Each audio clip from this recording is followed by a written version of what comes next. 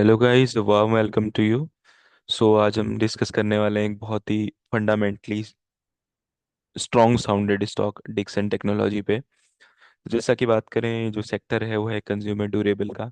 Industry जो है इसमें शो कर रही है इलेक्ट्रॉनिक गुड्स। ओके, तो ये जो रेट है ये है 1235 1.00। ये आज का क्लोजिंग रेट है। अगर नज़र डालें, ये कल की क्लोजिंग से 8.63% डाउन है।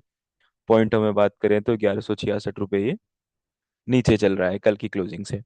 ओके, अगर हम डिस्कस करते हैं 52 वीक का जो हाई है वो है 19148, और जो लो है वो है 1220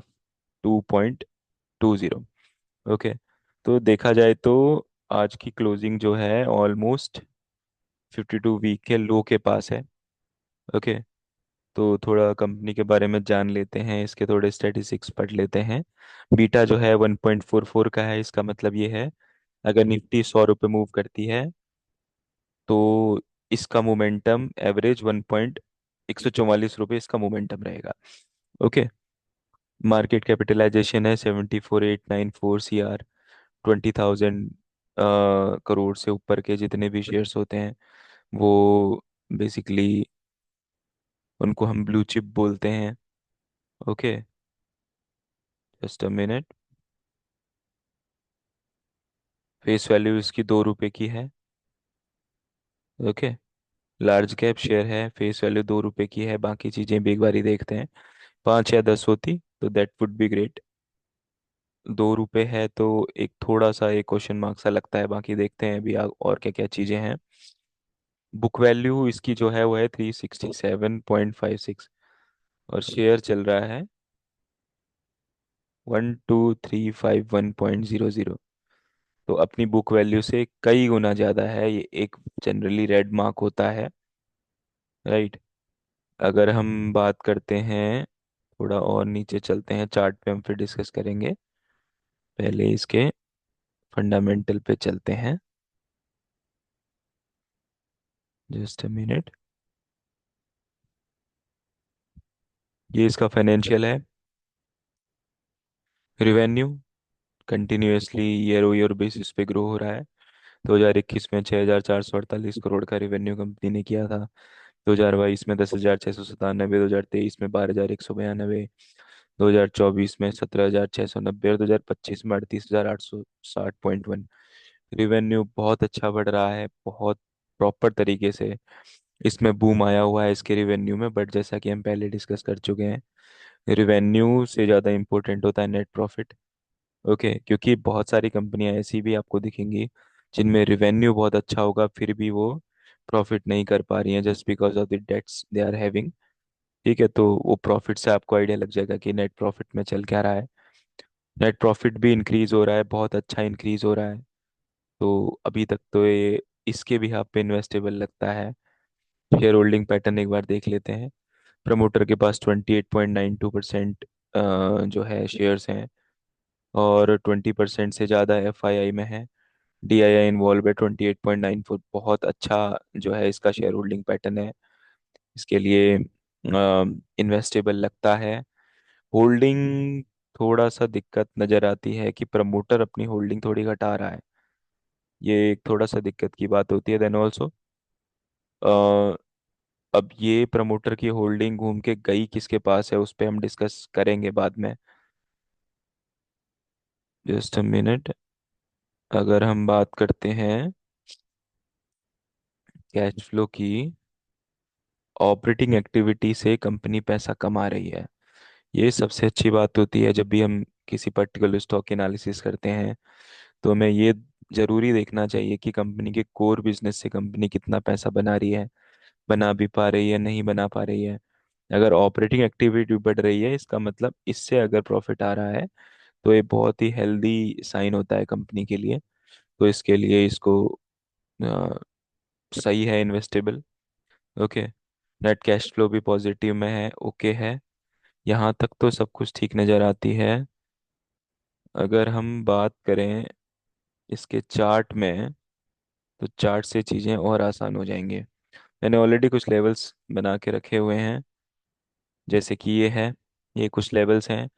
इस पे ये टाइम फ्रेम जो है इसका वो है डेली चार्ट। अभी जो हम डिस्कशन कर रहे थे वो मनी कंट्रोल में था। जनरली स्क्रीनर या मनी कंट्रोल से हम फंडामेंटल एनालिसिस कर लेते हैं। टेक्निकल एनालिसिस के लिए आई प्रिफर, जो हम ट्रेडिंग में यूज़ करते हैं मैं उसको प्रिफर करता हूँ।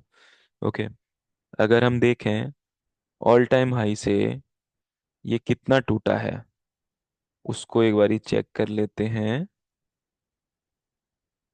कितना ये टूट चुका है ऑल टाइम हाई से। ये इसका almost around all time high है, और ये इसका लो है। इसकी क्लोजिंग ये है। ठीक है, 33% का ड्रॉप आ चुका है। तो कहीं ना कहीं से तो इसको, क्योंकि फंडामेंटल भी ठीक लगे, कहीं ना कहीं से तो इसको उठना चाहिए। इन्वेस्टेबल जो है और इतने डिस्काउंट पे मिल रहा है तो लेने की तो हम सोचेंगे। बट लेवल्स क्या क्या हैं उसके लिए मैंने कुछ मार्क किए हुए हैं। सिर्फ इतनी बात समझिएगा कि ये जो बॉक्सेस हैं ये स्ट्रॉन्ग जोन है। ये जो लाइन है कंपैरेटिवली कम स्ट्रॉन्ग है। मैं ये नहीं कह रहा हूँ कि स्ट्रॉन्ग नहीं है, ये प्रॉपर वीक है ऐसा नहीं है, बट कंपैरेटिवली कम स्ट्रॉन्ग है।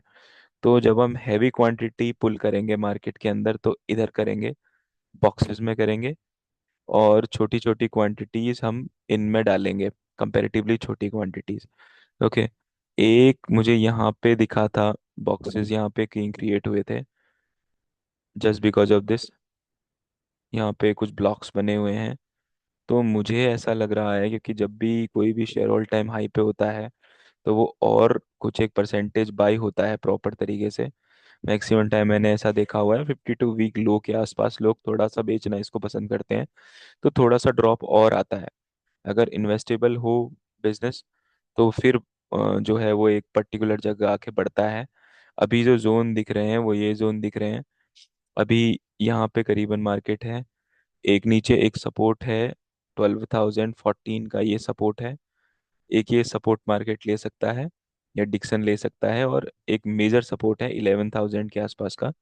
तो आई प्रेफर कि 11,000 के आसपास एक अच्छी क्वांटिटी हम इसमें डाल सकते हैं, जो कि लगता है कि कुछ दिनों में आ जाना चाहिए।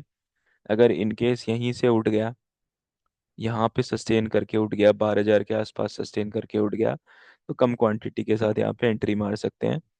ओके, टारगेट्स जो रहेंगे वो रहेंगे आपके 12,556, जैसे कि आपको एक टारगेट दिख रहा होगा। उसके बाद अगला टारगेट सीधे 14,000 के आसपास का है, फिर 14,890। देन उसके बाद ये एक स्ट्रॉन्ग जोन है जो कि है 15,500 का। ठीक है, यहाँ पे पूरी प्रॉफिट बुकिंग करना चाहो तो कर सकते हैं। ओके, क्योंकि यहाँ से गिर के वापस दूसरे किसी जोन से उठने के चांसेस होंगे, वहाँ पे री एंट्री मारेंगे। राइट। तो उसके ऊपर का जोन है 16,844, 17,495, ये कुछ जोन्स बने हुए हैं।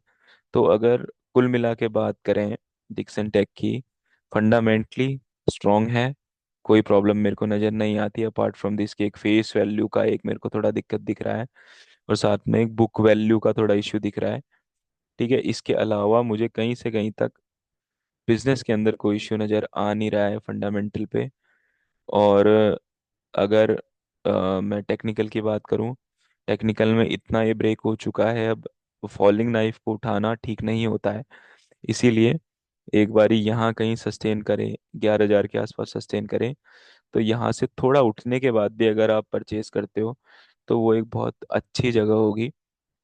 ठीक है, तो एक बेसिकली एक अ, ये भी आप प्लान कर सकते हो कि ऐसे स्टॉक जो कि कंटिन्यूअसली गिर रहे हैं आपको रिस्क लेना ही है, तो उसमें फंड्स थोड़े से कम डालेंगे तो और बेटर है। अगर यहाँ सस्टेन करके उठने लगा फिर तो आप प्लान कर भी सकते हो, अगर आपको टिप पे उठाना है, यहाँ कहीं पे आपको परचेज करना है, तो थोड़ा कम फंड डाल के बाद में उसको एवरेजिंग या पिरामिडिंग करके आप उसको चेंज कर सकते हो। मेरी तरफ से ग्रेट है, ओके है, कोई दिक्कत नज़र नहीं आ रही है। थोड़ा सा और वेट करेंगे और इसको परचेज करेंगे। जिसने होल्ड किया है उसका मौका निकल चुका है, मौके मिले हैं निकलने के। अब अगर नहीं लिया है मौके को आपने, तो इसमें आपको आगे क्या क्या दिक्कतें हो सकती हैं उसके लिए आपको अगले बाकी स्टॉक्स में प्रॉब्लम ना हो तो आपको ध्यान रखना पड़ेगा उन चीज़ों का। क्योंकि जब यहाँ से गिरने लगा था, ये डबल टॉप के अराउंड से गिरने लगा था, तो नीचे वॉल्यूम भी आई ही होगी। देख लेते हैं एक बारी, वॉल्यूम चेक कर लेते हैं। सेलिंग वॉल्यूम भी अच्छी मिलेगी आपको, ये सेलिंग वॉल्यूम्स हैं। यहाँ पर कहीं, यहाँ पर आप कहीं पे अगर आपने कहीं खरीदा है यहाँ पे, तो यहाँ पर तो आप एग्जिट कर सकते थे। ओके, अदरवाइज दोबारा दूसरा मौका इसने दिया है, ऑर्डर ब्लॉक के पास यहाँ पे एक मौका मिला है बेचने का। यहाँ पे मौका मिलता, काफी मौके इसने दिए हैं। ठीक है, अभी के लिए अब इस लेवल पे तो बेचने का, जो आपके पास ऑलरेडी पड़ा हुआ है, इस लेवल पे बेचने का कोई मतलब नहीं होता, क्योंकि एक्यूमुलेशन जोन बहुत पास में है। ठीक है, तो थोड़ा सा वेट करते हैं। अभी के लिए फिलहाल इसको होल्ड ही रखिए। राइट, मेरी तो एडवाइस यही रहेगी। और यहाँ नीचे से इसको एक्यूमुलेट करेंगे। फॉर्मूले जो पिछली बारी हमने डिस्कस किए हैं मेरे स्टूडेंट्स के साथ, कि अपना एवरेज कहाँ पे करना है, कितनी क्वांटिटी से एवरेज करना है, तो वो भी मैं पर्सनली व्हाट्सएप पे जो है वो डाल दूंगा। राइट, उसकी एक अलग से एक यूट्यूब वीडियो बना लूंगा हमारे व्यूअर्स के लिए। ओके, तो अच्छा शेयर है, रख सकते हैं, कोई दिक्कत नहीं है, यहाँ पे एक्यूमुलेट करेंगे, यही राय है। बाकी ऑब्वियस सी बात है, it's mandatory mandatory to tell you कि रिस्क आप अपने अकॉर्डिंग लेंगे, because these all video I am making that are properly एक एजुकेशनल पर्पस के लिए ही है, कि आप समझ पाएं कि कहाँ पे एंट्री होती है, कहाँ पे एग्जिट होता है। अगर कहीं पे यहाँ पे मुझे एंट्री मिली, तो मैं यहीं कमेंट बॉक्स में विद स्टॉप लॉस और टारगेट डालूंगा। ओके, बट अपने फाइनेंशियल एडवाइजर से एक बार सलाह जरूर लें। बाकी कोई डाउट्स वगैरह इन केस आपको आता है, आपके मन में है, तो आप पूछ सकते हैं। बाकी कोई और वीडियो, अगर कोई और अच्छा स्टॉक मेरे को मिलेगा, तो मैं दोबारा अगले 3-4 दिनों में एक नए वीडियो के साथ आपके पास आऊँगा। कोशिश करेंगे कि जो भी हमारे डाउट्स हैं वो सारे क्लियर होते रहें। Right, so then see you for the next time. Bye bye.